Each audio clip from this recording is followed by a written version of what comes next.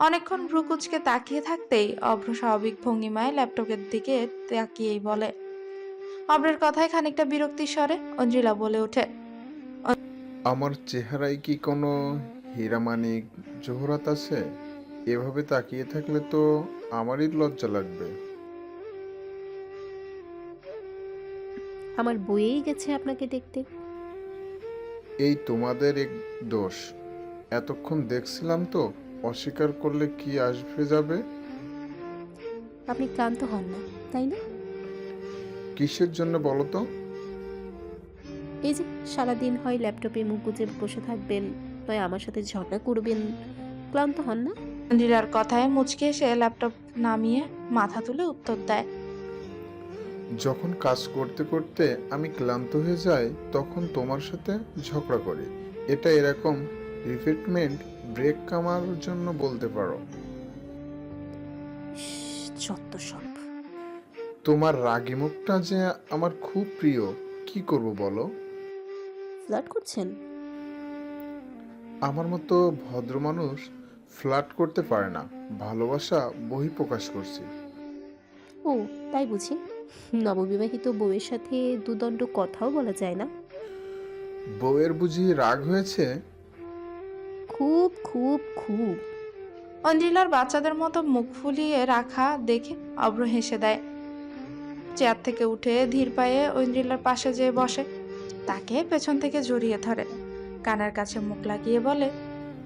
কি করলে মহারানী ক্ষমা পাবো? আপনি আপনার কাজ নিয়েই থাকুন। আচ্ছা বাবা, সরি। আর এমনটা হবে না। আসলে এক সপ্তাহের কাজ একদিনে করতে হবে কি না? কেন হঠাৎ এত চাপ? তোমাকে নিয়ে ঘুরতে যাব যে, এজন্য। বাবা বলছিলেন হানিমুনে যেতে, তাই। কোথায় যাব আমরা? অনেকটা উচ্ছল্ল মনে জিজ্ঞেস করে ঐন্দ্রিলা। ঐন্দ্রিলাকে আরো নিবিড় ভাবে জড়িয়ে অভ্র বলে। যেখানে আমাদের কেউ ডিস্টার্ব করবে না, যেখানে শুধু তুমি এবং আমি থাকবো, যেখানে আমাদের ভালোবাসার সূচনা হবে। অভ্রের কথা শুনে ঐন্দ্রিলার হৃদস্পন্দন যেন বেড়েই যাচ্ছে। পালিয়ে যেতে পারলেই যেন বাঁচে ঐন্দ্রিলা। গলা থেকে কোনো কথাই যেন বের হচ্ছে না তার। অনেক কষ্টে বলল। ছাড়ুন। উফ, আমার বউকে ধরেছি। অধিকার আছে আমার। একটা শর্তে ছাড়বো। কি কি শর্ত? আগে আমাকে তুমি করে বলো। পারবো না আমি। তাহলে আমিও ছাড়ছি না। আমি ফ্রেশ হইনি। তাতে কি, আমারই তো। ছাড়ো প্লিজ। আর যেন ভুল না হয়। হবে না, এবার ছাড়ো। ঐন্দ্রিলার তুমি সম্বোধনটুকু যেন অভ্রের হৃদস্পন্দন বাড়াতে যথেষ্ট। অভ্র তখন ঐন্দ্রিলার চুলগুলো ঘাট থেকে সরিয়ে খুব গভীরভাবে ঘাড়ে ঠোঁট ছুঁয়ে দেয়। মুহূর্তেই যেন ঐন্দ্রিলার শির দ্বারাবে শীতলতা বয়ে গেল। হৃদস্পন্দনের বেগ আরো বেড়ে গেল। সময় যেন সব যেন বন্ধ লাগছে। হৃদয় যেন এখনই গলায় আটকে গেছে। এ যেন অন্যরকম অনুভূতি। এ ছোঁয়ায় নেই কোনো নোংরামো, নেই কোনো অশ্লীলতা। শুধু আছে এক মুঠো ভালোবাসা, যা অঞ্জিলার হৃদয়ে অনুভব করতে পারছে। অভ্র তখন অঞ্জিলাতে মগ্ন। একান্ত নিবিড়ভাবে তাকে চায় সে, নিজের করে, একান্ত নিজের। অঞ্জিলা নামক নারীটি তার নেশার মতো। ধীরে ধীরে তাতে বিলীন হতে চায় অভ্র। এ নেশা যেন কোনো হুইস্কি কিংবা উইডে নেই। এই যে ভালোবাসার নেশা। অভ্রের প্রতিটি ছোঁয়ায় কেঁপে উঠছে ঐন্দ্রিলা। তারা যেন নিজের মধ্যে নেই। হঠাৎ ফোনটা বেজে ওঠে অভ্রের, এবং ঐন্দ্রিলার ঘোর কাটে তাতে। ফোনের স্ক্রিনে একটা নাম্বার দেখে অভ্রের চেহারা বদলে যায়। ফোন বেজেই যাচ্ছে, তবুও ধরছে না। না বলা ওই কৌতূহলী কণ্ঠে ঐন্দ্রিলা বলে। ধরছেন না যে?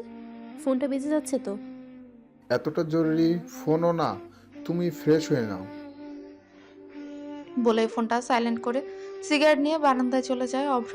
অভ্রের মুডটা হঠাৎই অফ হয়ে যাওয়ায় বেশ অবাক হয় ঐন্দ্রিলা। এতক্ষণ যেন অন্যরকম মানুষ ছিল সে। হুট করে কি এমন হলো ভেবেই পাচ্ছে না ঐন্দ্রিলা। লোকটার এত রূপ, যেটা এখনো নিজেকে ধাতস্থই করতে পারেনি ঐন্দ্রিলা। এই তো তার মাঝে মগ্ন ছিল, এই আবার রুদ্র রূপে সিগারেটের ধোঁয়া উড়াতে ব্যস্ত। হুঁ। একটা দীর্ঘশ্বাস ফেলে ওয়াশরুমে ফ্রেশ হতে যায় ঐন্দ্রিলা। একটু ধৈর্য চেয়ে তাকেও ধরতে হবে। স্বামী স্ত্রী সম্পর্কটা এমনই, একটু ধৈর্য যে খুব প্রয়োজন তাতে। রাত 11টা, মুষলধারে বৃষ্টি হচ্ছে বাহিরে, হয়তো ঝড় হবে। দমকা হাওয়া বইছে। বারান্দায় দাঁড়িয়ে আছে পিহু। বৃষ্টির ঝাপটায় অনেকটাই ভিজে গেছে সে। এতক্ষণ আহানা তার রুমে ছিল, এখন নিজের রুমে গেছে। মেয়েটা পিহুকে আর ঝামেলার মাঝে ফেলে গেছে। মেয়েটা কথায় কথায় শুধু নীলাদ্রির কথা বলে। তাকে সে বোঝাতে পারছে না পিহু আজকাল মনকে সামাল দেওয়া বড্ড বেশি দুষ্কর হয়ে উঠেছে। মনটা শুধু নীলাদ্রির গলিতেই যেতে চায়, আবার স্বপ্নও বুনতে চায়, আবার কারো মাঝে নিজেকে খুঁজতেও চায়, আবার ভালোবাসতেও চায়। কিন্তু সব গবলেট হয়ে যাওয়ার যখন চিন্তা করে, সে তো বিধবা। আচ্ছা, একটা মানুষের জীবনে দুবার ভালোবাসা আসতে পারে না? দুবার বসন্ত আসতে পারে না? চোখ বারবার ভিজে আসছে। নীলাদ্রির মুখটা চোখের সামনে ভাসছে। খুব কষ্ট হচ্ছে, কেন জানা নেই পিহু। জীবনটা তাকে পাওয়া থেকে না পাওয়ার ভাগটাই বেশি দিয়েছে। প্রথমে তার বাবা নামক ছায়াটা কেড়ে নিয়েছে, তারপর মা। ভেবেছিল বিয়ের পর সুখের মুখ দেখবে, কিন্তু হলো কই, তাকেও কেড়ে নিয়েছে নির্মম ভাগ্যের লিখন। এখন আবার সুখ তাকে হাতছানি দিচ্ছে, আবারও তাকে লোভ দেখাচ্ছে। কিন্তু ভয় হয় তার, যে পোড়া ভাগ্য তার, এই সুখ যে তার ধরাছোঁয়ার বাহিরে। হঠাৎ দেখলো সামনের ল্যাম্পপোস্টের নিচে একটা অভয় দেখা যাচ্ছে। বৃষ্টির প্রকোপে ঠিকমতো মানুষটার চেহারাটা দেখা যাচ্ছে না। তখনই ফোনটা এক নাগাড়ে বাজতে লাগলো পিহুর। ফোন রিসিভ করতেই চিরচেনা ভয়েসে অপোজিটের মানুষটি বলল। বেহায়া মঞ্চের বারণ শুনছে না মবশিরা। পিহুর বুঝতে বাকি নেই ল্যাম্পপোস্টের নিচের মানুষটাকে। মানুষটা যে নীলাদ্রি। লোকটা এই বৃষ্টির মধ্যে কোনো প্রোটেকশন বাঁধেই চলে এসেছে। এমন পাগল কেন এই লোক? পরে তো জ্বর বাঁধেলে। খুব কড়া কণ্ঠে বলে পিহু। কি উদ্ধার করতে এসেছেন এই রাতে? এসব ফাও কাজ করলে কি আমি আপনাকে ভালোবাসবো ভেবেছেন? এরা হুম, শুধু তোমাকে দেখতে খুব ইচ্ছে করছিল, তাই এসেছে। তোমার মনে আছে ও বাড়িতে থাকতে তুমি প্রায় বৃষ্টিতে ছাদে লাফালাফি করতে? তোমার তো বৃষ্টি খুব পছন্দ, তাই ভাবলাম তুমি বুঝি এখনো বারান্দায় দাঁড়িয়ে থাকবে। না জানি কত রাত পার করেছে এমন রাস্তায় এক ঝলক তোমাকে দেখার জন্য। এটা আমার জন্য নতুন কিছু না। যেদিন তোমাকে প্রথম দেখি তখন তুমি মাত্র ক্লাস 7-এ পড়ো, আমি তখন কলেজে। খুব অবাক লাগতো এই পিচ্চিকে কিনা আমি ভালোবাসি। তোমার বয়সটা তখন এতই ছোট যে এগুলো কিছুই তোমাকে বলতে পারিনি।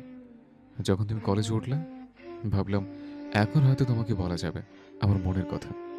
চিঠি দিতাম প্রতিদিন, কিন্তু তুমি কোনোদিন সেটার উত্তর দিতে না। একটা সময় চিঠিগুলো পড়তেও না। ভাবলাম তুমি আর একটু বড় হও, তারপর না একেবারে বিয়ের জন্য প্রস্তাব দিব। কিন্তু ভাগ্যের ফের দেখো, বাধ্য হয়ে আমাকে বাইরে যেতে হতো। সেখানে থাকতেই শুনলাম তোমার বিয়ে হয়ে গেছে। দেশে ফেরার ইচ্ছেটুকু শেষ হয়ে গেল। আমাদের দুজনকে জীবন দ্বিতীয় সুযোগ দিয়েছে, অথচ সেটাকে গ্রহণ করতে পারছি না আমরা। কি নির্মম, তাই না? যাকে ভেতরে যাও, আসছে। বলে ফোনটা রেখে দিল নীলাদ্রি।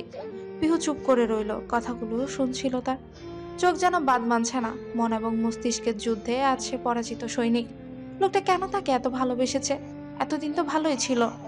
এই গোপন কথাগুলো না জানাই তো ভালো ছিল। কেন পিহুর এতগুলো জানতে হলো? কেন? কক্সবাজারে একটা হোটেলে উঠেছে ঐন্দ্রিলা এবং অভ্র। এই এক সপ্তাহ অভ্র ফোনে হাত দিবে না কথা দিয়েছে ঐন্দ্রিলাকে। রুমটা বেশ পছন্দ হয়েছে ঐন্দ্রিলার। একটা জানলা দিয়ে সমুদ্র দেখা যায়। কক্সবাজার এর আগে আসা হয়নি ঐন্দ্রিলার। অভ্র তাই কক্সবাজারে নিয়ে এসেছে তাকে। জানলা দিয়ে সমুদ্র দেখায় যখন ব্যস্ত ঐন্দ্রিলা, তখনই অনুভব করে কেউ তাকে পেছন থেকে জড়িয়ে দিয়েছে। পেছনে না ফিরেই খুব শান্তভাবেই বলল। হঠাৎ ছড়িয়ে ধরার কারণ? তোমাকে জড়িয়ে ধরতে বুঝি কারণের প্রয়োজন? অঞ্জিলার কাঁধে থুতনি ঠেকিয়ে অভ্র উত্তর দেয়, ঠোঁটের কোনায় হাসির রেখা এনে। অঞ্জিলা বলে। ধন্যবাদ। কেন বলো তো? এই যে সমুদ্রের এত কাছে নিয়ে আসার জন্য। ওয়েদ্রিলা। হুম, কিছু বলবে? না, আমি ফ্রেশ হয়ে আসছি। আমি খাবার অর্ডার করেছি, এখনই চলে আসবে। খাওয়া দাওয়ার পর বিচে যাব। আচ্ছা।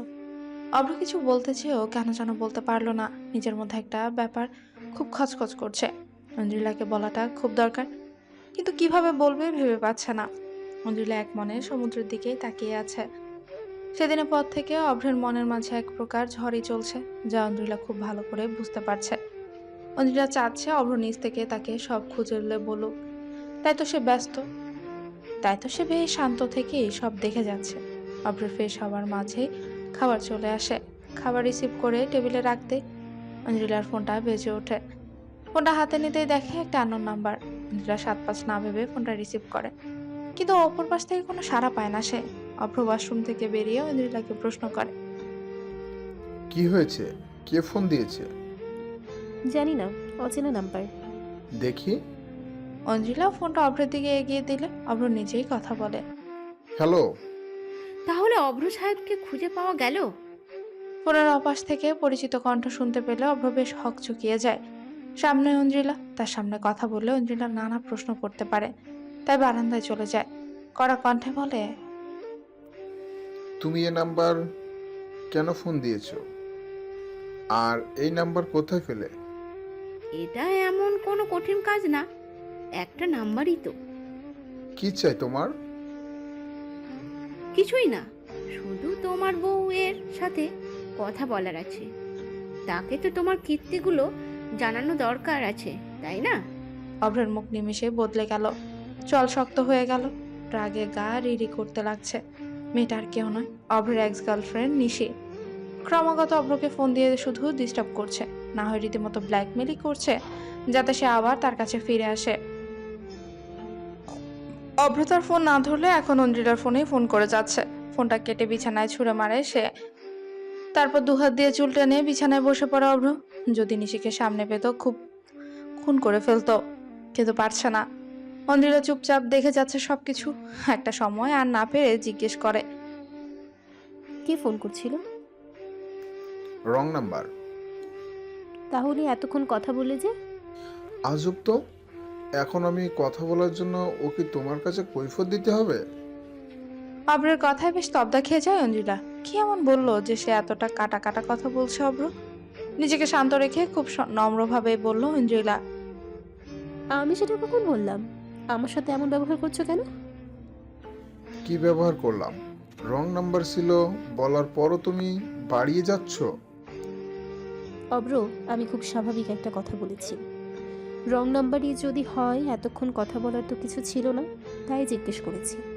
আর আমি তোমার ওয়াইফ, আমার জানার অধিকার আছে। তোমাকে আমি বেশ কিছুদিন ধরে দেখছি, একটা ফোন আসলেই তুমি বদলে যাও। আমার তো চোখ আছে, তাই না? এখনও তোমার ব্যবহার বদলে গেছে।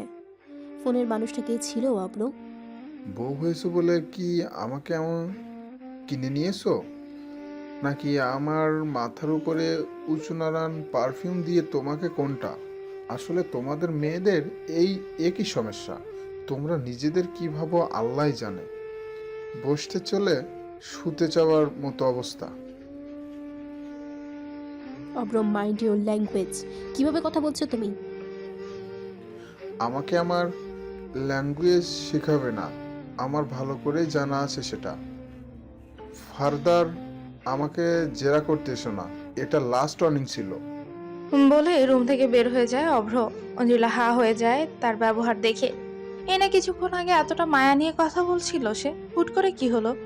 চোখের কোণায় পানি জমতে লাগলো অঞ্জলিলার। আগে অভ্র এমন ব্যবহার করলে হয়তো এতটা খারাপ লাগতো না, কিন্তু এখন যেন কেউ গলা টিপে শ্বাসরোধ করে আছে এমনটা লাগছে। অভ্র বের হওয়ার পর ওখানে বসে আছে অঞ্জলিলা, হাঁটুতে মুখ গুজে কাঁদতে থাকে। বুঝতে পারছে না সে এটা কি, তার রাগের কান্না নাকি কষ্টের নাকি আঘাতের। বিকেল 4:30, কফি শপে মুখোমুখি বসে আছে আহানা এবং নীলাদ্রি। নীলাদ্রি এক মনে বাহিরের দিকে তাকিয়ে আছে, আর আহানা তার দিকেই তাকিয়ে আছে। আহানার মনে যে নীলাদ্রির জন্য একটা আলাদা জায়গা হয়ে গেছে, এটা সে বেশ বুঝতে পেরেছে। আগে মনে করেছিল লোকটাকে শুধু চোখে শান্তির কারণে দেখতে ভালো লাগে, কিন্তু এখন ব্যাপারটা তা নয়। এখন যেন মনের শান্তির একটা ব্যাপার জুড়ে গেছে। হরবরিয়ের দিকে সরি নির্বিকার ভাবে বলে ওঠে নীলাদ্রি, আমাকে করতে হবে। আমার কাছে পেশেন্ট 5:30 আসবে। মাত্র তো 15 মিনিটও হয়নি। বলে আমি একটু ব্যস্ততার মধ্যে আছি আজকে, তুমি বললে তাই কিছু সময় বের করলাম। ওহ নীলাদ্রি ভাই, আবার কিছু বলার আছে আপনাকে। বলো, শুনছি। আসলে আসলে হুম। আমি আপনাকে ভালোবেসে ফেলেছি। কে? আমি বইয়ের ভেতরে একটা চিঠি লিখে আপনাকে দিয়েছিলাম। ভেবেছিলাম আপনি হয়তো পড়বেন, কিন্তু আপনি হয়তো দেখেনওনি। তাই সরাসরি দেখা করতে চেয়েছিলাম। আপনার বাড়িতে হুট করে যাওয়াটা ভালো দেখায় না, তাই এখানে দেখা করতে বলি। আহানা, তুমি যে বলছো ভেবে বলছো তো? হ্যাঁ, ভেবেই বলছি। আসলে আপনাকে আমার প্রথম দেখা থেকেই ভালো লাগতো, কিন্তু তখন ভেবেছিলাম এটা হয়তো ইনফ্যাচুয়েশন। কিন্তু এখন আমি শিওর আমি আপনাকে ভালোবাসি। আমি জানি আপনি অন্য কাউকে ভালোবাসেন, কিন্তু আমার মনের ওপর তো আমার কোনো হাত নেই, তাই না? আমার মনে হচ্ছে কথাগুলো আপনাকে জানানোটা দরকার। আমাকে ক্ষমা করো আহানা, আমি তোমার প্রস্তাবে রাজি হতে পারছি না। আসলে কি বলো তো, তুমি যেমন তোমার মনের কাছে হেরে আমাকে ভালোবাসার কথাটা বলছো, আমিও সে একই রকম আমার মনের কাছে হেরে আছে। তাকে ভুলে দেওয়ার জায়গা কাউকে দেবার কথা আমি চিন্তা করতে পারি না। সে অনেকটা আমার নেশার মতো। একটা সময় দম বন্ধ লাগে তাকে না দেখলে। আমার জীবনে সে না থাকলেও সে আমার সর্বত্র জুড়ে আছে। তোমার জীবনের পুরোটা পড়ে আছে। আমার মতো মানুষকে ভালোবেসে নিজেকে কষ্ট দিও না, কষ্ট দিও না। আমি উঠছি, আমাকে ভুলে যাও, দেখবে ঠিক ভালো থাকবে। আমি তোমাকে সবসময় দিশার মতো বোনের চোখে দেখেছি। আমি চাই বলেই সেখান থেকে উঠে চলে যায় নীলাদ্রি। আহনা এখনো বসে আছে। এটা তার জানা ছিল নীলাদ্রি তাকে গ্রহণ করবে না, তবু একটা চিনচেনে ব্যথা বুকে করেছে। এ ব্যথা যেন থামবার নয়, ক্রমশ বেড়ে যাচ্ছে। রাত 8টা। অভ্র রুমে ঢুকে দেখে পুরো রুম অন্ধকার। ঘড়ির কাঁটা 8টা ছুঁই ছুঁই। অথচ অঞ্জুলা রুমের লাইট না লাগিয়ে বসে আছে। রুমের লাইট অন করতেই দেখে অঞ্জুলা পিঠ করে শুয়ে আছে বিছানায়। খাবারের মতোই পড়ে আছে। একবার ছুঁয়েও দেখেনি। তখনই হুট করে কেন যে রাগ উঠলো কে জানে। স্বাভাবিক কথায় ও খারাপ ব্যবহার করলো অঞ্জুলার সাথে। আসলে নিশির কথাগুলো শুনে এতটাই রাগ উঠে গেছে যে অভ্রের বলার মতো না। সে রাগটা অঞ্জুলার উপরেই ঝাড়লো সে। এটা সে একদম ভালো হয়নি, ভালো করেনি, বুঝতে পারছে। অঞ্জুলাকে সব খুলে বলতে হবে, তারপর সে যা ডিসাইড করবে সেটাই হবে। অভ্রে যাওয়ার পর কাঁদতে কাঁদতেই ঘুমিয়ে পড়ে অঞ্জিলা। হঠাৎ ঘাড়ে কারো নিঃশ্বাস পড়তেই চমকে ওঠে। তৎক্ষণাৎ উঠে বসতেই দেখে অভ্র তাকে জড়িয়ে শুয়ে আছে। অঞ্জিলা এভাবে উঠে বসা দেখে অভ্র উঠে বসে। অভ্রকে এই মুহূর্তে সামনে দেখে দুপুরের ঘটনাগুলো মনে পড়ে যায় অঞ্জিলার। মনের মাঝে অভিমানগুলো বিদ্রোহের রূপ নেয়। দুপুরে ব্যবহারগুলো মনের মাঝে ভোঁতা ছুরির মতো আঘাত লাগছে তার। গায়ের ওড়নাটা টেনে উঠে যেতে নিলে অভ্র হাতটা টেনে ধরে। হাতটা ঝাড়া দিয়ে ছাড়িয়ে নিতে গেলে অভ্র আরো টেনে নিজের কাছে নিয়ে আসে তাকে। অভ্রের এরূপ আচরণে বেশ ক্ষেপে যায় অঞ্জিলা। বলে, কি সমস্যা? হাত ছাড়ুন। উঠে যাচ্ছ কেন? এখানে বসে আপনার অপমান সহ্য করার ইচ্ছে আমার নেই। সরি, ভুল হয়ে গেছে, আর হবে না। ভালো হয়েছে, ছাড়ুন এবার। বলছি তো ভুল হয়ে গেছে, আর হবে না। এবারের মতো ক্ষমা করে দাও। আসলে হুট করে মাথাটা গরম হয়ে গিয়েছিল। তো আমি কি করব? আমি কি আপনার রাগ ঝাড়ার টুল? রাগ হবে আপনি আমার উপরে ছাড়বেন, যখন আপনার ইচ্ছে হবে তখন আমার সাথে ভালো ব্যবহার করবেন, আর ইচ্ছে হলেই কুকুরের মতন ব্যবহার করবেন। আমি কি হাতের পুতুল আপনার? তোমার যদি আমাকে পছন্দ না হয় বলে দিন। ভালোবাসার মিথ্যে নাটকগুলো আমার সাথে প্লিজ করবেন না। অঞ্জিলার কথা শুনে মাথা নিচু হয়ে যায় অভ্রের। অঞ্জিলার গলা ধরে এসেছে। অভিমানগুলো চোখের কোণায় জমা হচ্ছে। সত্যি তো, অঞ্জিলার তো এখানে কোনো দোষ নেই। অভ্রের ভেতরের ঝামেলাগুলো ও তাকে বলতে পারছে না। সব মিলিয়ে খুব অপরাধী লাগছে নিজেকে। অঞ্জিলা উঠে যেতে নিলে অঞ্জিলাকে পেছন থেকে জাপটে ধরে অভ্র। ঘাড়ে মুখ গুজে বলতে থাকে, সরি বউ, আর হবে না। এবারের মতো আমার ক্ষমা করে দাও। তারপর আবার রাগ উঠবে, আবার খারাপ ব্যবহার করবে তুমি। আমিও তো মানুষ, আমারও তো খারাপ লাগে অভ্র। আমি বিয়েটাকে সুযোগ দিতে চাই অভ্র। আমিও সুখী হতে চাই অভ্র, ভালোবাসতে চাই তোমাকে।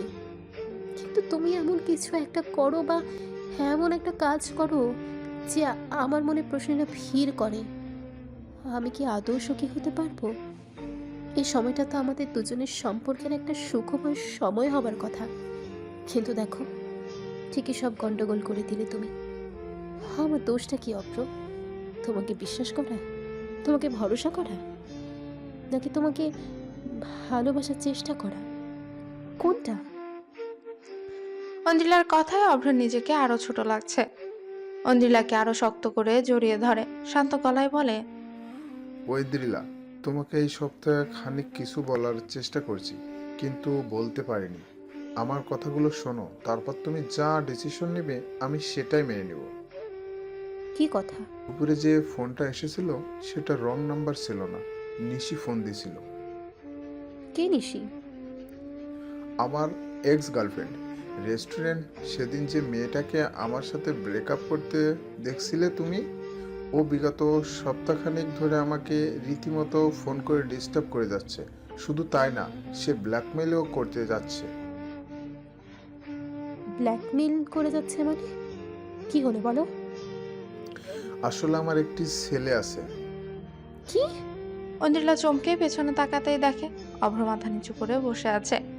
অঞ্জিলার মাথা যেন কাজ করছে না, মাথাটা ঝিমঝিম করছে, মনে হচ্ছে পৃথিবীটা অন্ধকার লাগছে। গলায় কথাগুলো আটকে যাচ্ছে, তবু অনেক কষ্টে বলে, মানেটা কি? আসলে ছেলেটা আমার আপন ছেলে নয়। আমি যখন বাইরে ছিলাম তখন ছেলেটাকে অ্যাডপ্ট করি। এখন 6 বছর হতে চলেছে ওর। আসলে ও আমার এক ফ্রেন্ডের ছেলে। আমার একটা ভুলের কারণে ছেলেটা অনাথ হয়ে যায়। আসলে এক রাতে ফ্রেন্ডরা মিলে রেসিং করতে যে গাড়ি ব্যালেন্স না করতে পারায় অ্যাক্সিডেন্ট হয়ে যায়। আমরা সবাই ড্রাঙ্ক ছিলাম, প্লাস রেসিং আইডিয়াটা আমারই ছিল। ছেলেটার বয়স তখন 8 মাস। ওর মা ওকে ফেলে আমার ফ্রেন্ডের সব টাকা নিয়ে চলে যায়। ছেলেটার ফ্যামিলি বলতে কেউই নেই, তাই আমি ওকে অ্যাডপ্ট করি। একটা সময় ভেবেছিলাম আমি কখনো বিয়ে করব না। যতই হোক প্রতিটা মানুষের একজনই সঙ্গী লাগে। ভেবেছিলাম ওর সাথে আমার জীবন কাটিয়ে দেব। বাসার কাউকে ওর কথা বলতে পারিনি, কারণ আমি চাইনি আমার রাইভালরা এটার সুযোগ নেই। তারপর আমার জীবনে তুমি আসলে। আমি পারতাম বিয়ের রাতে তোমার কথাটা বলতে, কিন্তু তুমি আদৌ ওকে মেনে নেবে কিনা? ঐদ্রিলা, বিশ্বাস করো, তোমাকে কষ্ট দিলে আমারও কষ্ট হয়, কিন্তু রাগ উঠলে মাথা ঠিক থাকে না। আর তুমি যদি ওকে মানতে না চাও সেটা তো আমার আপত্তি নেই। ও এখন যেভাবে আছে সেভাবে থাকবে। আমি জানি না নিশি এটা কীভাবে জেনেছে। ও আমাকে রীতিমতো ব্ল্যাকমেইল করে যাচ্ছে, তোমাকে সব বলে দিবে। আমি চাইনি ও ব্যাপারটা তুমি অন্য কারোর কাছ থেকে জানো। তুমি চাইলে আমি তোমাকে ডিএনএ টেস্ট দেখাতে পারবো। ও আমার বায়োলজিক্যাল চাইল্ড না, সেটার কেউই নেই। ওইদ্রি, কি করে ছেলেটা রাস্তায় ফেলে দেই বলো? দোষটা তো আমারই ছিল, তাই না? তাই ওর বাবার পরিচয়টা আমারই হবে। অঞ্জিলা চুপ করে অভ্রের কথাগুলো শুনে যাচ্ছে। কি করা উচিত ভেবে পাচ্ছে না। অভ্রের প্রতি সুপ্ত রাগগুলো মনে বাসা বেঁধে রয়েছে, কিন্তু কেন যেন মানুষটার উপর রাগও করতে ইচ্ছে করছে না। অভ্র এখনো মাথা নিচু করে আছে। অপরাধ বোধটা অনেক বাজে জিনিস, ভেতরে ভেতরে নিজেকে কুরে কুরে খায়। যে লোক কখনো কারো সামনে মাথা নত করে না, সেই মানুষটাই মাথা নিচু করে আছে। শান্ত গলায় অঞ্জিলা বলে, কি নাম ওর? হ্যাঁ, কি নাম ওর? দিশান। স্কুলে ভর্তি হয়েছে? হয়েছে। ও কোথায় থাকে? গুলশান আমার একটা ফ্ল্যাটে ওখানে রেখেছি। দুজন নানি আছে। বিয়ের আগে ওকে অনেক সময় দিতাম, কিন্তু বিয়ের পর এই 2 সপ্তাহে ওর কাছে যাওয়া হয়নি। দিশান অনেক ম্যাচিওর, বুঝে আমার সমস্যা। আমরা কালকে ঢাকা যাচ্ছি। হঠাৎ মাত্র তো আসলাম। আমার শখ মিটে গেছে এখানে থাকার। ওইদ্রিলা, কি মনে করো তুমি আমাকে? আমি পাষাণ? তোমাকে আমি চয়েস দেব? ওই বাচ্চাটার সাথে কম্পিটিশন করব? কি ভাবো তুমি আমাকে? এতদিন যাবৎ এই কথাগুলো কেন বলনি অভ্র? আমি তো তোমার সব কিছু মিলে তোমাকে ভালোবাসতে চেয়েছি, তাহলে কেন? যা হয়েছে সেটাই তোমার দোষ ছিল, কিন্তু অ্যাজ ইওর ওয়াইফ আমারও তো তোমার দায়িত্বগুলোকে ভাগ করে নেবার অধিকার রয়েছে। তুমি আমাকে এটুকু বিশ্বাস করতে পারলে না? কথাটা বিশ্বাসের নয় ঐদ্রি। আমার খারাপ লাগছিল। তোমাকে আমি যেভাবে বিয়ে করেছি তার উপর এমন একটা কথা বলে ওহেতু তোমার উপর দায়িত্ব অনেকটা চাপিয়ে দেবার মতো হয়ে যাচ্ছিল। অভ্র এখনো মাথা নিচু করে আছে। হুট করে ঐন্দ্রিলা তাকে জড়িয়ে ধরে। অভ্র নিবিড়ভাবে ঐন্দ্রিলাকে জড়িয়ে ধরে। খুব শান্তভাবে ঐন্দ্রিলা বলল, অব্র স্বামী স্ত্রীর সম্পর্কটা অনেকটা আন্ডারস্ট্যান্ডিংয়ের উপরে দাঁড়িয়ে থাকে। আমাদের মধ্যে ব্যাপারগুলো যত স্বচ্ছ থাকবে আমাদের সম্পর্কটা ততই গভীর হবে। আর যদি তুমি আমার সাথে তখন খারাপ ব্যবহার না করে এই কথাগুলো বলতে, সেটা কি ভালো হতো না? আমি তোমার স্ত্রী, তোমার সব দায়িত্বে আমার ভাগ রয়েছে এবং আমি সেটা পালন করব। আমি তোমাকে ভালোবাসতে চাই অব্র, সবটুকু মিলিয়ে ভালোবাসতে চাই, কিন্তু তোমার এই বদলে যাওয়াটা যে আমার ভালো লাগে না। আমি বুঝতে পারি না কোনটা আমার অভ্র। দুপুরের আগে মানুষটা কি এখনের এই মানুষটা? আর হবে না বউ, এই কানে ধরছি, প্লিজ আমাকে একা করে দিও না ইদ্রি। অভ্র কান ধরে কথাটা বললে ঐন্দ্রিলা হেসে দেয়। অভ্রের মুখটা দুহাত দিয়ে উঁচু করে কপালে উষ্ণ ঠোঁটের পরশ দেয়। অভ্র সে সাথে নিবিড়ভাবে তাকে জড়িয়ে ধরে। আজ তাদের মাঝে দূরত্বগুলো যেন নিমিষেই শেষ। আজ রাত যেন সাক্ষী হয়ে থাকবে তাদের ভালোবাসার, তাদের মিলনের। আসমা বেগমের ফোনে ঘুম ভেঙে যায় পিহুর। রাত 11টায় হুট করে সে কেন ফোন দিয়েছে বুঝে উঠতে পারছে না পিহু। ফোনটা ধরতে আসমা বেগম বলতে থাকেন, পিউ, একটা অঘটন ঘটে গেছে রে।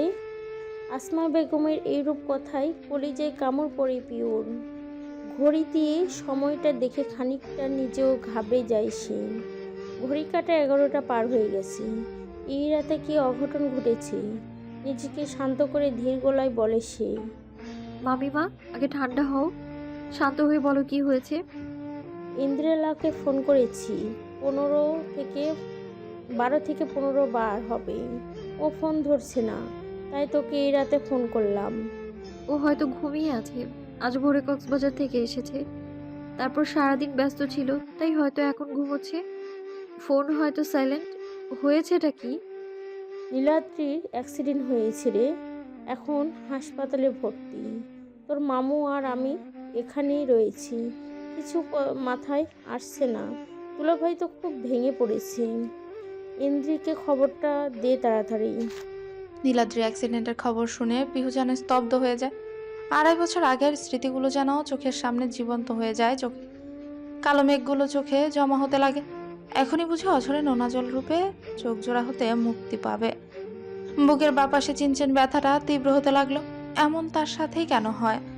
এবার তো নীলাদ্রিকে নিজের জীবনেও প্রবেশ করতে দেয়নি সে। তবে গলায় কথাগুলো দলা পাকিয়ে যাচ্ছে যেন। খুব কষ্ট করে বলল, এখন কি কি অবস্থা?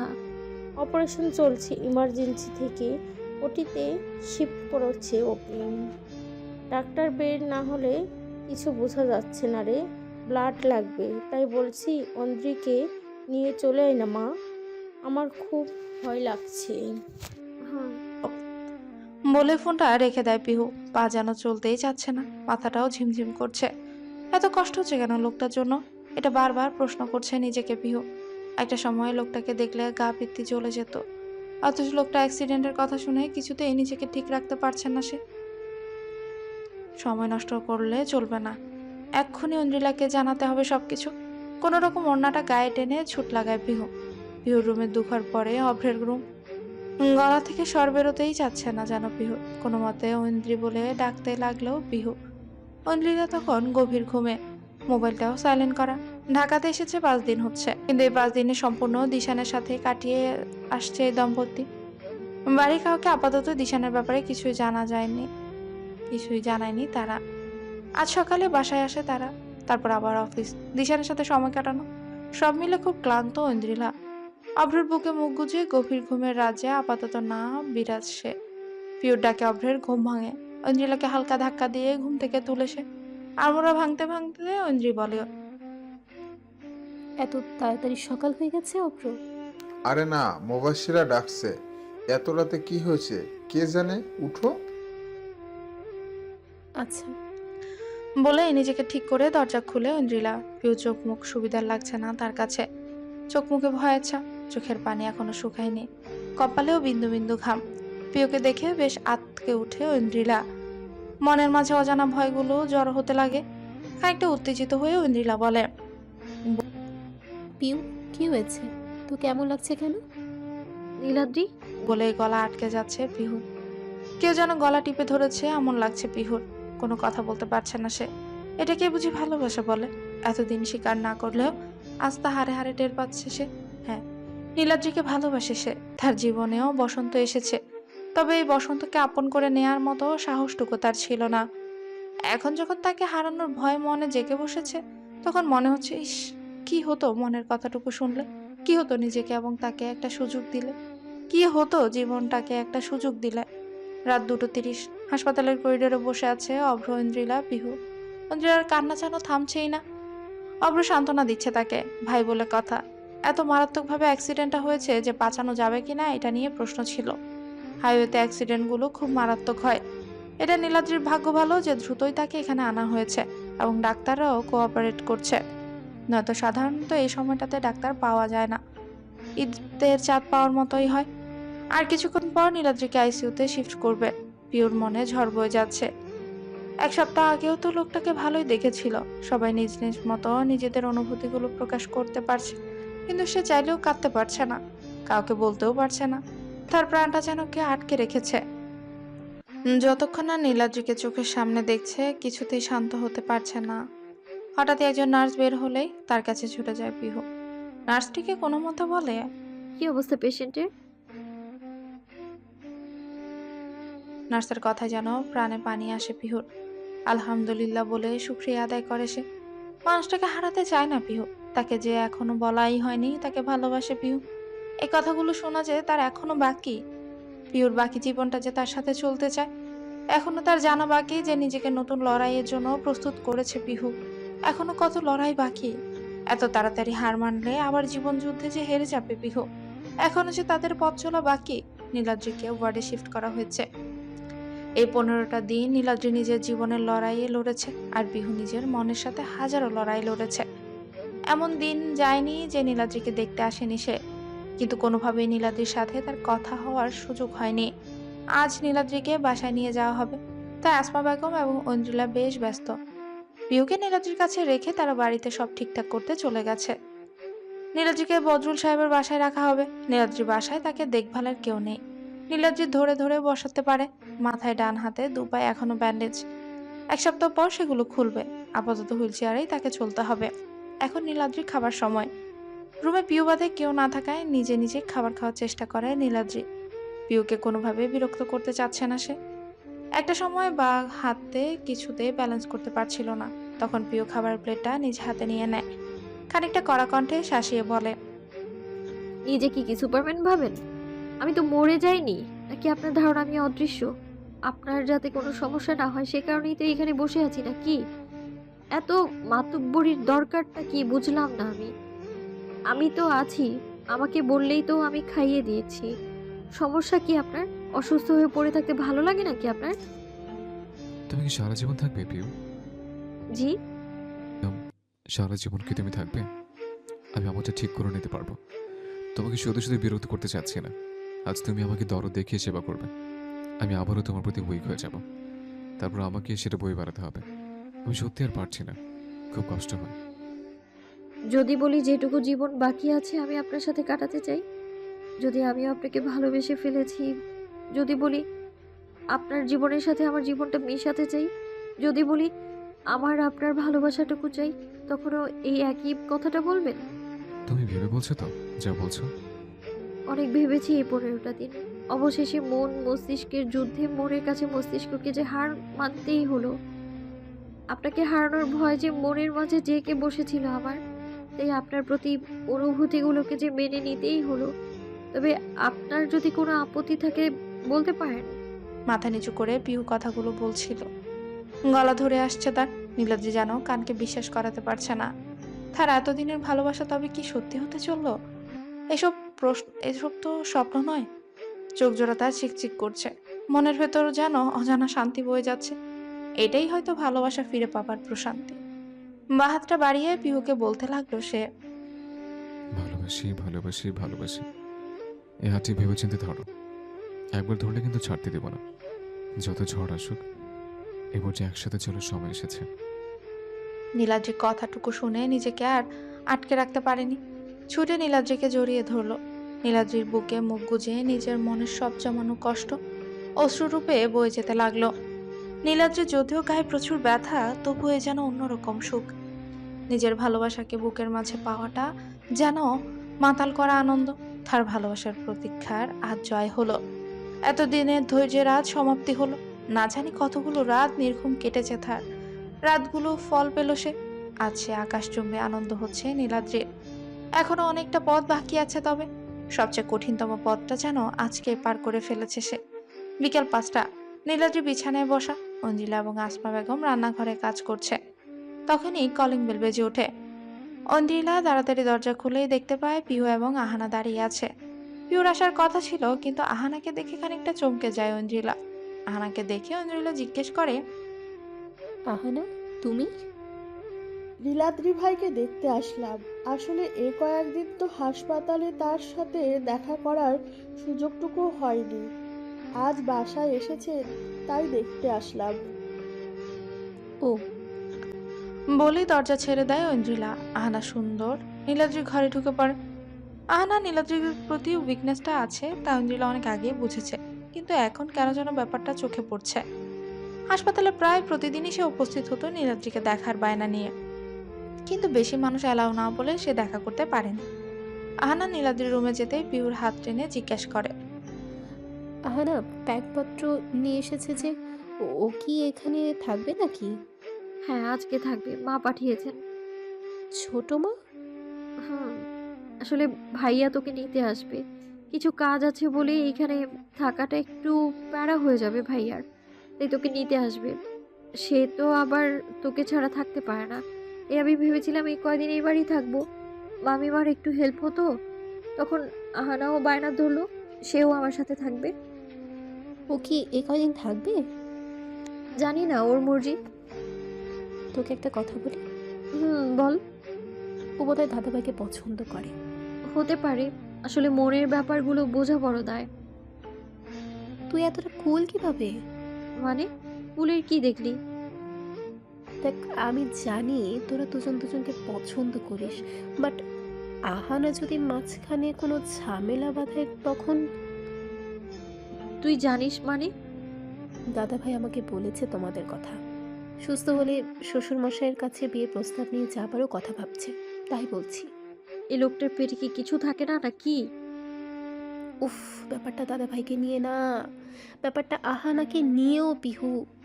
সে হয়তো ভাবছে দাদাভাইয়ের লাইফে কেউ নেই, তাই নিজের ভালো লাগার বহিঃপ্রকাশ করছে। এটা দাদাভাই লুক ওভার করে গেলেও পরে যখন তোদের সম্পর্কেও ও জানবে, ও হার্ট হবে।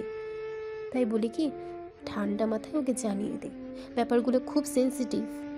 আচ্ছা দেখি। দেখি নয়, আমি চাইবো তোরা হ্যাপি হ, বাট আহানা কষ্ট পাক আমি সেটাও চাই না। অঞ্জিলা কথাগুলো শুনে পিহুকে জড়িয়ে ধরে। হঠাৎ এভাবে জড়িয়ে ধরাতে অঞ্জিলা বেশ অবাক হয়। তখনই পিহু বলে, তোর মতো একটা বান্ধবী থাকতে কেউ কষ্ট পেতে পারে? তুই এত ভালো কেন বলতো? সব দিকে নজর তোর। এখন কি আর করার বল, মানুষটাই এক পিস, সব থেকে খেয়াল তো রাখতেই হবে।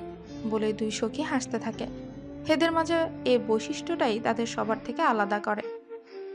একজনের মনের কথা অন্যজন নিমিষে বুঝে যায়, যাতে তারা সলিউশনও দিয়ে দেয়। দুজন যখন হাসতে ব্যস্ত, তখনই আসমা বেগমের গগন বিদারী ডাকে তাকে বাধ্য হয়ে ছুটতে হয় রান্নাঘরে। অপরদিকে নীলাদ্রির মুখোমুখি বসে আছে আহানা। বেহায়া মনটাকে কিছুতেই কাবু করতে পারছে না সে। যে মানুষটাকে তাকে ফিরিয়ে দিয়েছে তার সামনেই নির্লজ্জের মতো এসে বসেছে সে। এটাই হয়তো ভালোবাসা। ভালোবাসা নামক বিষাক্ত জিনিসটা মানুষের বোধশক্তিটাও নষ্ট করে দেয়, যেমনটা আহানার ক্ষেত্রে হয়েছে। কেমন আছো আহানা? তোমার চোখে আমি হয়তো বড্ড বেশি অপরাধী, কিন্তু কি করব বলো? বেহায়া মনের কাছে যে আমিও পরাজিত। তোমার ফিলিংসটা নিয়ে ছেলে খেলা করার ইচ্ছে হয়নি। তুমি আমাকে দোষী বললে আমি মাথা পেতে নেব, কিন্তু আর কিছু বলার আগেই আহানা নীলাদ্রিকে জড়িয়ে ধরে। নীলাদ্রি কি করবে কিছুই ভেবে পাচ্ছে না। ঠিক তখনই রুমের দরজায় পিহুর আগমন ঘটে। ইচ্ছে করে অঞ্জিলা তাকে স্যুপ দিয়ে পাঠিয়েছে, কিন্তু রুমে এসে এমন দৃশ্য দেখবে সেটা তার জানা ছিল না। তাড়াতাড়ি আড়ালে দাঁড়িয়ে পড়ে সে। পাগুলো যেন জমে গেছে পিহুর। সে ভেবেছিল আহানার অনুভূতিগুলো কেবলই বাচ্চামো, কিন্তু আহানার কথাগুলো যেন বজ্রপাতের মতো লাগছে তার কাছে। আহানা তখনও নীলাদ্রিকে জড়িয়ে ধরেছে।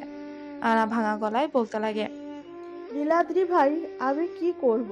আমি আপনি বলে দিন।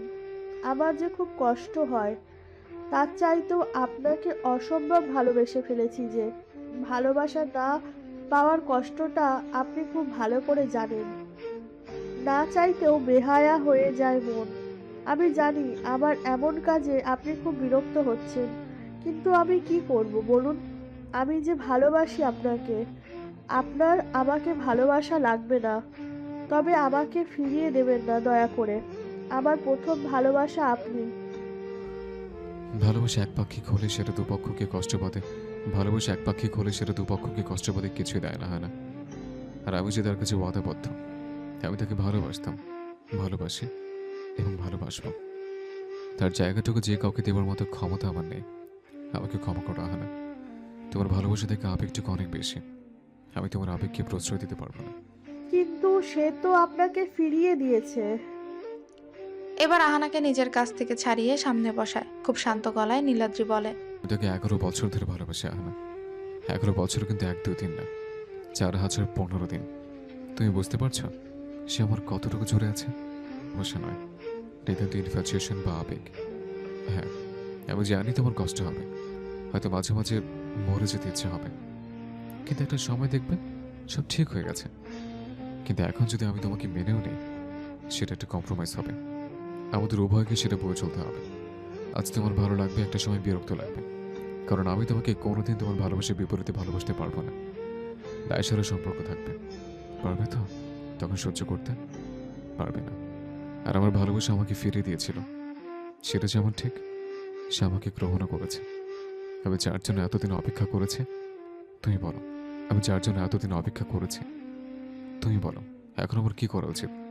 যে দাঁড়িয়ে আছে দরজার কাছে, তোমাকে আমি জড়িয়ে ধরতে দেখে দরজাতেই দাঁড়িয়ে পড়েছে, সে ভাবছে সে কোনো ভুল করলো না তো আমাকে গ্রহণ করে, আমার ভালোবাসাকে গ্রহণ করে।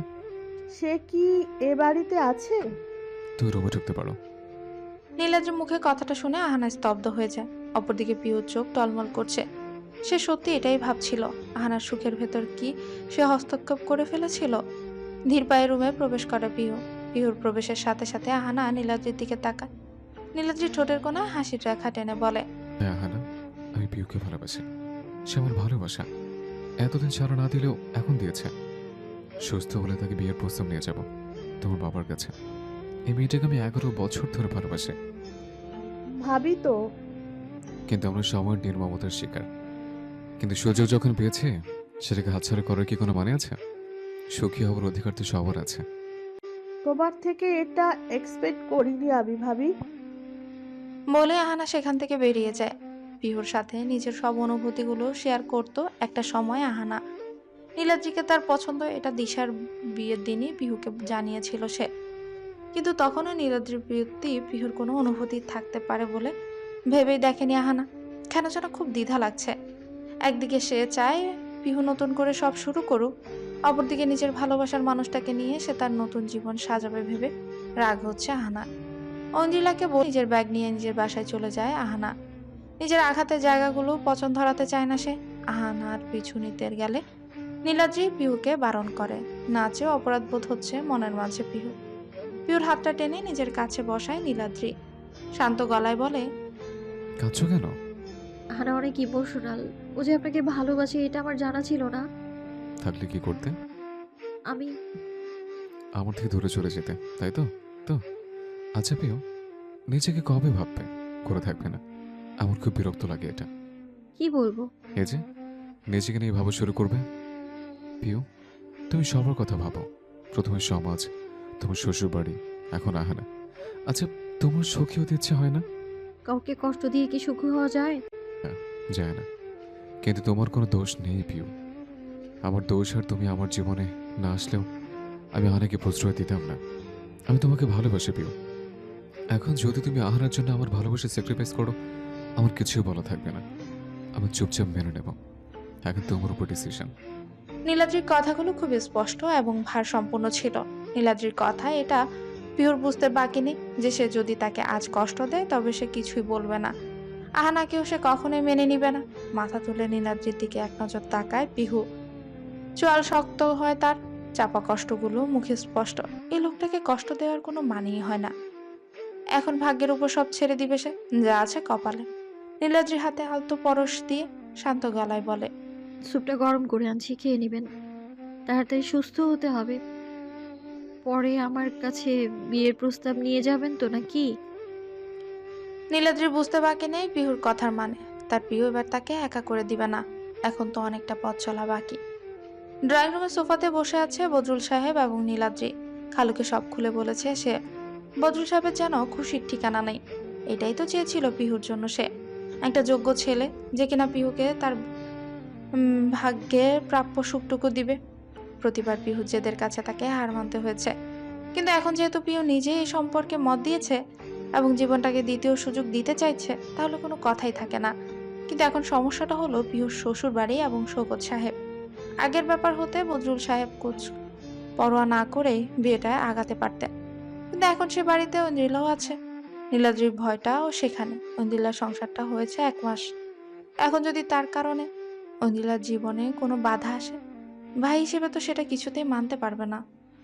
বদরুল সাহেব চায়ের কাপে চুমুক দিতে দিতে বললেন, বুঝলেন নীলাদ্রি, আমাদের সব কিছুই বুঝে শুনে করতে হবে। ব্যাপারটা প্রেম ঘটিত, এটা যদি দেখতে চাই হিতে বিপরীত হতে পারে।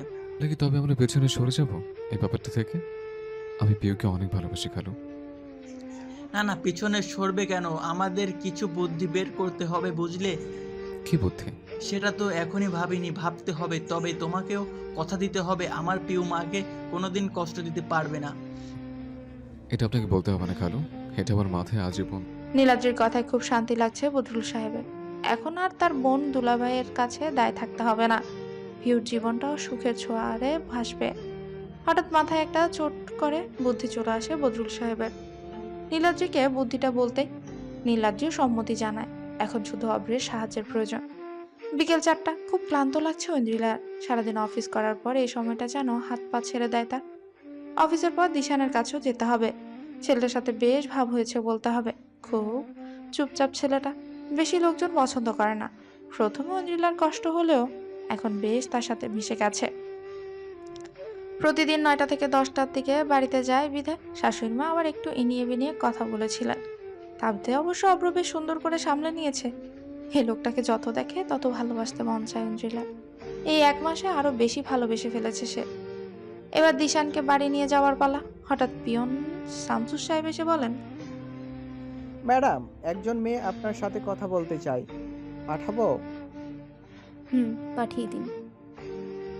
এই সময় কোনো মেয়ে ঐন্দ্রিলার কাছে আসবে বলে জানা ছিল না তার। কে এসেছে এটা ভাবতেই মেয়েটা কেবিনে প্রবেশ করে। মেয়েটা কেবিনে ঢুকলে ঐন্দ্রিলা জিজ্ঞেস করে, তুমি এখানে? আমাকে যে আসতেই হতো, কি করার বলো? তোমার জীবন নষ্ট হবার আগে তোমাকে ওয়ার্নিং দিয়ে দেওয়া বেটার নয় কি? মেয়েটার কথায় ঐন্দ্রিলা ভ্রুকুচকে তার দিকে তাকায়। মেয়েটা আর কেউ নয়, নিশি। এ কদিন সমানে ঐন্দ্রিলাকে ফোন দিচ্ছিল বিদায় অব্র সুন্দর মতো তার নাম্বারটা ব্লক লিস্টে রেখেছিল। তাই নিশি কোনোভাবে ঐন্দ্রিলার সাথে যোগাযোগ করতে পারেনি। কোনোভাবে খোঁজ খবর নেয় যে তাই ঐন্দ্রিলার অফিসের ঠিকানা বের করেছে। চেয়ারটা টেনে বসতে বসতে নিশি বলে, তুমি অনেক ভালো একটি মেয়ে। আমি চাই না তুমি অভ্রের মতো একজনের সাথে নিজের সারাটা জীবন কাটাও। এত ভনিতা না করে আমাকে খোলাসা করে বলো, কি বলতে এসেছো? অবের মতন ছেলে বলতে কি বোঝাতে চাচ্ছ? ওকে ওকে, তাহলে শুনো। অভ্রের একটি ছেলে আছে যার বয়স 6 বছর।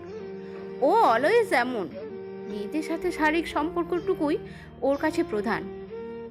আমি প্রিকশন নিয়েছি বলে আজকে হয়তো আমাকে এমন কিছু ফেস করতে হয়নি, বাট দেশের বাইরে তো ব্যাপারগুলো এমন থাকে না। মেয়েটা কনসিভ করে, তারপর অভ্র বাচ্চাটিকে নিয়ে দেশে আছে। এটা আমি তোমাকে জানাবার জন্যই এখানে এসেছি। আমি জানি তোমার কেমন লাগছে এইগুলো শুনে। আসলে অভ্র এর কাছে মেয়েদের মূল্য শুধুই বেডে। একটা সময় তোমাকেও ছুঁড়ে ফেলে দিতে ওর 2 মিনিট ভাবা লাগবে না। তুমি বুঝেছো তো আমি কি বলতে চাইছি? ঐন্দ্রিলা চুপ করে বসে আছে। তার মুখের প্রতিচ্ছবি দেখে নিশি বলে, আমি জানি তুমি কি ভাবছো। এখন ডিভোর্স কিভাবে দিবে, তোমার বাবা ভাইয়াকে কি বলবে, এই সবই তো। আমি বলি কি, তুমি সবাইকে জানিয়ে দাও অভ্রের আসল ক্যারেক্টার, তাহলে দেখবে তোমার বাবাই তার কাছ থেকে তোমাকে সরিয়ে আনবে। না, আমি সেটা ভাবছি না। আমি ভাবছি তুমি কবে থেকে আমার এত বড় শুভাকাঙ্ক্ষী হলে। আমি যতদূর তোমাকে চিনি, ওই রেস্টুরেন্টেই আমাদের দেখা হয়েছিল, যখন তুমি অব্রের কাইন্ড অফ পা ধরে কান্না করছিলে। আমার এতটা শুভাকাঙ্ক্ষী তুমি, সেটাই আমার মাথায় ঢুকছে না। কি বলতে চাইছো ঐন্দ্রিলা? তুমি কি আমাকে অবিশ্বাস করছো? হুম, অবিশ্বাসের কথাই আসছে না। আমি শুধু জানতে চাচ্ছি তোমার স্বার্থ কী এতে, যে এতটা কষ্ট হয়ে আমার অফিস অবধি এসে আমার ছেলের খবর আমাকে দিতে এসেছো তুমি। তোমার ছেলে? ও, তুমি হয়তো জানো না, আমাকে দিশানের ব্যাপারে সব জানিয়ে দিয়েছে অব্র। আমি জানি আমার বরের একটা 6 বছরের ছেলে আছে, কিন্তু এখন তুমি বলো, আমাদের সম্পর্কের ভেতরেই যে বারংবার এসে ঝামেলা করছো কেন? তুমি কি ভেবেছো আমি অব্রকে ছেড়ে দিলে তুমি তাকে পেতে পারবে? একটা জিনিস মাথায় ঢুকিয়ে রাখো, আমি না তোমাদের মতো টাইম পাস আর টাকা খসানোর জন্য না অব্রকে বিয়ে করিনি। অব্রের সাথে সারা জীবন কাটাবো বলেই তাকে বিয়ে করেছি। তাই এসব কথায় যদি তোমার থাকে, আমি চাইবো তুমি এখনই এখান থেকে বেরিয়ে যাও। তার মানে অভ্র যে আমার সাথেও শারীরিক সম্পর্ক ছিল, তাতে তোমার কিচ্ছু যায় আসে না? হ্যাঁ, যায় আসে, যায় আসে। যে কোনো আমি ওর জীবনে আগে আসিনি, কেননা তোমাদের জন্য ওর মেয়েদের প্রতি ধারণা আরও খারাপ হয়েছে। যাকে আর কথা বাড়িও না, তোমার কথা আমি শুনেছি, এখন তুমি এখান থেকে যেতে পারো। আর কোনো দিন আমার আর অব্রের মাঝে আসার চেষ্টা করো না। আমি হয়তো অব্রের মতন ডেয়ারিং না, তবে কমনই আমাকে খারাপ হতে বাধ্য করো না। আমি ব্যস্ত আছি, তুমি যেতে পারো। অঞ্জলা বেশ কড়াভাবে নিশিকে সাবধান হতে বলে দিল। নিশির মুখ কালো হয়ে যায়। ভেবেছিল এই উসিলায় হয়তো আবার অভ্রের জীবনে আসতে পারবে, কিন্তু সে ঘুরে বালি। নিশে যাওয়ার পর হাফ ছেড়ে বাঁচে অঞ্জলা। এত কড়াভাবে কথা কেবলমাত্র অভ্রকে সে শুনিয়েছে। আজ সে অভ্রের জন্য আজ কোনো মেয়েকে এভাবে কড়াভাবে কথা শোনাবে, এটা যেন কল্পনার বাইরে ছিল। মানুষটাকে খুব ভালোবেসে ফেলেছে, আর স্বামী স্ত্রীর সম্পর্কটাই এমন। একে অপরের ঢালি যদি হতে না পারে, তবে কিসের বড়াই করবে? সকাল সকাল মর্নিং ওয়াকে বেরিয়েছে শওকত সাহেব। তার মেজাজ বড্ড খারাপ, কারণ অভ্র এবং বদরুল সাহেবের সাথে তার কথা কাটাকাটি হয়েছে। তারা যেন উপরে উঠে পড়ে লেগেছে পিওর বিয়ে দিবে। কিন্তু শওকত সাহেবের কিছুতেই মন মানছে না। সে পিউকে নিজের মেয়ের মতোই ভালোবাসে। তার বন্ধুকে কথা দিয়েছে সে সারা জীবন মেয়েটাকে দেখে রাখবে। তিনি ব্যাকডেটেড নন, তবে একটা ভালো ছেলে পাওয়া তো এখনো দুনিয়াতে সোজা নয়। দেখা গেল ছেলেটা পিউকে কেবলমাত্র শওকত সাহেবের অর্থের লোভে বিয়ে করেছে। আর পিউর পর যদি মেয়েটাকে সুখী না দেখে, তখন পিউর জীবনটাও পড়ে আছে। অভ্র কাল রাতে যেভাবে তাকে কথা শুনিয়েছে, তাতে তার অনেক খারাপ লাগছে। অভ্রের প্রতিটা কথাও ঠিক ছিল। কাল রাতে অভ্র বলেছিল, তুমি পিউকে স্নেহ করো বলেই কি ওকে অন্ধকারে ফেলে রাখতে চাচ্ছ? আসলে তুমি তোমার কনজারভেটিভ চিন্তাধারণার জন্য এমনটা করছো, আর কিছুই না। নয়তো পিউয়ের নির্ঘুম কান্নাগুলো তোমার চোখে পড়তো। আসলে কি বলো তো, তুমি দেখতেও চাওনি পিউ আদৌ কষ্ট আছে কিনা। তুমি শুধু তোমার ছেলের বউ, আজীবন তোমার ছেলে বিধবাই বানিয়ে রাখতে চেয়েছো। কোথাও না কোথাও অভ্রের কথাগুলো শওকত সাহেবকে অনেক হার্ট করেছে। হঠাৎ বুকে তীব্র ব্যথা অনুভব হতে পার্কের বেঞ্চেতে বসে পড়ে। সারা রাত ঘুম হয়নি। অভ্রের কথাগুলো শুধু কানে ভাসছিল। এমনি হার্টের পেশেন্ট, উপরে সারাটা রাত শুধু একটা কথাই ভেবেছে, পিওর জীবনটা কি তিনি ইচ্ছে করে নষ্ট করে দিচ্ছে? সত্যি বলতে মনের মাঝে তিনি একটা আশায় ছিলেন, আহাস হয়তো ফিরে আসবে। জানতেন এই আশাটুকু মিথ্যে, তবু আশায় ছিলেন তিনি। কাল রাতে অভ্র আহাসের প্রাপ্য বডির ডিএনএ রিপোর্ট দেখালে সেই আশাটুকু তার শেষ হয়ে যায়। চিন্তা আর কষ্টের ফল এই শরীর খারাপ। ব্যথাটুকু যখন তীব্র হতে লাগলো, তখনই মনে হচ্ছে জানটুকু হয়তো বের হয়ে যাবে। হুট করে মনে হতে লাগলো নিজের ভুলের কারণে এতটুকু মেয়েটাকে যে দুঃখের সাগরে নিমজ্জিত করে রেখেছে, তার বন্ধুর কাছে কি দায় থেকে যাবেন? এই অপরাধ, এই শাস্তি তো এই ইহকালে না পেলেও পরকালে তো ঠিকই পেতে হবে। তিনি তো নিজের কথা রাখতে পারেনি। এবার যদি তিনি কোনো রূপে বেঁচে যেতেন, তবে পিহুর জীবনটাকেও সাজানোর দায়িত্বটুকু কাঁধে নিতেন।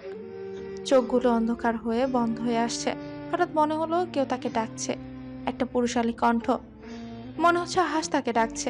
আহাসের সাথে কি তবে এই শেষ সময়ে দেখা হবে, নাকি নিছকই কল্পনা মাত্র? দুপুর 12টা। হাসপাতালে ইমার্জেন্সির বাইরে চেয়ারে শারমিন বেগম বসে আছেন। আইসিইউতে শওকত সাহেব শিফট করা হয়েছে। হার্ট অ্যাটাক করেছেন বলেই ডাক্তাররা অনুমান করছে। তখন পার্কে নীলাদ্রি জগিং করছিল বিদায় তাড়াতাড়ি তাকে হাসপাতালে শিফট করে। অভ্রের মুখ শক্ত হয়ে আছে, মুখে ভয়ের ছাপ স্পষ্ট। কাল রাতে বাবাকে অনেক কড়া কথা শুনিয়েছে সে, এখন আফসোস হচ্ছে। হয়তো এতটা শক্ত না হলেও পারত, বুঝিয়ে বললে হয়তো তিনি বুঝতেন। তবে সমস্যা একটাই, 2.5 বছর নরমভাবে বুঝিয়েছে সে, কিন্তু শওকত সাহেব তার জেদ ছাড়েননি। তাই বাধ্য হয়ে কড়া কথা শুনাইতে হয়েছে। অঞ্জিলা এসে কাঁধে হাত রাখতে করুণভাবে তাকে বলে, বাবার কিছু হয়ে গেলে নিজেকে ক্ষমা করতে পারবো না ঐদ্রি। ইনশাল্লাহ কিচ্ছু হবে না, দেখো। অপরদিকে আহানা পিহুর পাশে দাঁড়িয়ে আছে। নিজেকে বেশ ভালোভাবে সামলে নিয়েছে সে। পিহু এবং নীলাদ্রির মাঝে অযাচিত মানুষ হতে চায় না সে। ভাগ্যে থাকলে তার জীবনেও ভালোবাসা ঠিক আসবে। পিহুর চোখ থেকে পানি অঝোরধারায় যাচ্ছে। আহানা তাকে সান্ত্বনা দিয়ে বলে, ভাবি আমার বাবা অনেক স্ট্রং, দেখো কিছু হবে না। আমি তো এইভাবে বিয়ে করতে চাইনি আহানা। এই বাড়িতে বউ হয়ে আসার পর থেকে বাবাকেই আমি নিজের গার্ডিয়ান মেনেছি, নিজের বাবা হিসেবে মেনেছি। তার কিছু হয়ে গেলে কখনোই নিজেকে ক্ষমা করতে পারবো না আমি। দরকার নেই আমার বিয়ের, বাবা যা চাইবেন তাই হবে, তাই হবে। পিহুর কথাগুলো শুনে আহানার খুব খারাপ লাগছে। এতকাল পর যখন সুখ করাবার সময় আসলো, তখনই এই অঘটন। এমন কেন হয় প্রতিটা বার? পিহুর কথাগুলো নীলাদ্রি আড়াল থেকে শুনলো। তার কিছু বলার নেই। পিহুর জায়গায় সে ঠিক থাক না, কিছু ভালোবাসা অপূর্ণ, সব ভালোবাসার পূর্ণতা পেতে হবে এমন তো কোনো কথা নেই। 7 দিন পর শওকত সাহেবকে বাড়ি আনা হয়েছে। এখন অবস্থাটা বেশ ভালো। মাইন্ড আর হার্ট অ্যাটাক হয়েছিল। ডাক্তার হাই ডোজের ওষুধ দিয়েছেন। বদরুল সাহেব তাকে দেখতে এসেছেন। পিউ তাকে জানিয়ে দিয়েছে সে বিয়ে করবে না। এই বিয়ের কোনো কথাই যাতে শওকত সাহেবের সামনে না বলা হয়। বদরুল সাহেব রুমে ঢুকতেই শওকত সাহেব বলে ওঠেন, আরে বদরুল, আসো আসো। কেমন আছেন শওকত ভাই? এবারের যাত্রায় বেঁচে গেলাম, বুঝলে। আমি তো ভেবেছিলাম আমার কাজগুলো বোধহয় অপূর্ণই থেকে যাবে, বুঝলে। ভাই নিজে যত্ন নেন, আসলে আমাদের তো বয়স হয়েছে, বলা যায় না শরীর কখন কি রূপ নেয়। সেটাই। তবে বদরুল, আমি একটা সিদ্ধান্ত নিয়েছি, বুঝলে। কি সিদ্ধান্ত শওকত ভাই? আমি পিউমাকে বিয়ে দিতে চাই। হঠাৎ এই সিদ্ধান্ত? তোমরা ঠিক বলেছ। নিজেদের বসে মেয়েটার জীবন নষ্ট করে দিচ্ছিলাম আমি। আসলে হায়াতের তো কোনো ঠিক নেই। আমি আসহাবের কাছে দোষী হয়ে থাকতে চাই না। তোমার জানা মতে কি কোনো ভালো পাত্র আছে? শওকত সাহেবের কথা শুনে বদরুল সাহেবের খুশি যেন আর ধরছে না, না চাইতেও চোখ ভিজে আসছে। শওকত সাহেবের হাত দুটো ধরে বলতে লাগলেন, ভাই আপনি জানেন না আমার বুকের কত বড় বোঝা নামিয়ে দিয়েছেন আপনি। আমি আপা দুলাভাইকে দেওয়া কথাটা এবার রাখতে পারবো ভাই, এবার এবার রাখতে পারবো। সে তো বুঝলাম, কিন্তু ভালো ছেলে পাওয়া তো ভার। এই দুনিয়াতে এমন ছেলে যে কিনা পিউমাকে ভালোবাসে, গ্রহণ করবে, সেটা তো ভাবা যায় না। আমার নজরে একটা ছেলে অবশ্যই আছে, যদি আপনাদের অনুমতি থাকে। কে? নীলাদ্রির বড় ভাই, আমার ভাগনা বলে বলছি না, ছেলেটা ভীষণ ভালো। তা তো জানি, ও না থাকলে যে ওই দিন কি হতো, কিন্তু ও রাজি হবে তো?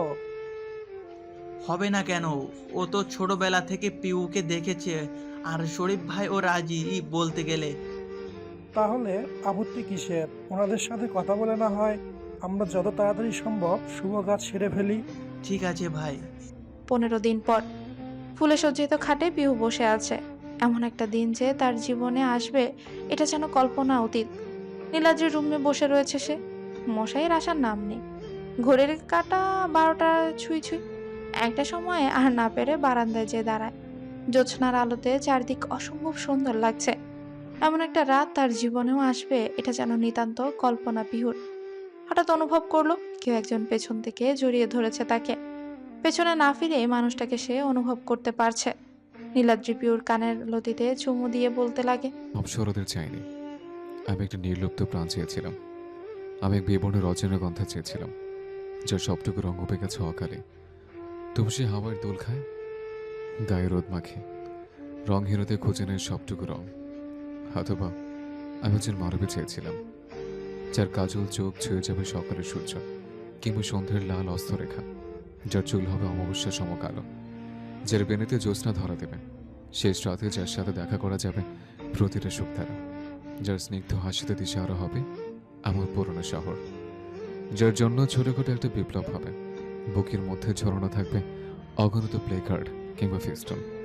তাতে বড় বড় করে লেখা থাকবে, বিক্ষোভ নয় প্রেম চাই, বিদ্রোহ নয় ভালোবাসা চাই, কোলাহল নয় স্পর্শ চাই, স্বর্গের রমণী নয় মর্তে।